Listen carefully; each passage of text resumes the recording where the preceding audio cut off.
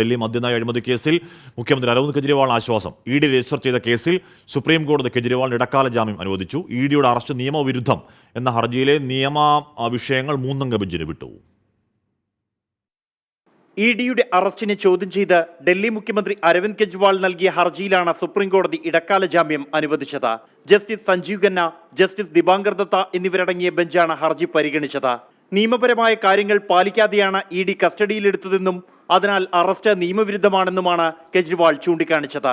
2 അംഗ ബെഞ്ചിന് തീരുമാനമെടുക്കാൻ കഴിയുന്ന വിഷയങ്ങളല്ല ഇതെന്നും വിശദമായ പരിശോധനകൾ ആവശ്യമാണെന്നും വ്യക്തമാക്കിയാണ് ഹർജി 3 അംഗ ബെഞ്ചിന് വിട്ടത്. 3 അംഗ ബെഞ്ച് തീരുമാനമെടുക്കും വരെ കെജ്രിവാളിന് ഇടക്കാല ജാമ്യം അനുവദിച്ചു.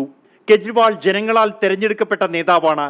അതിനാൽ സ്ഥാനമൊഴിയാൻ ആവശ്യപ്പെടാനാകില്ലെന്നും ഇക്കാര്യം കെജ്രിവാളാണ് തീരുമാനിക്കേണ്ടതെന്നും കോടതി നിരീക്ഷിച്ചു.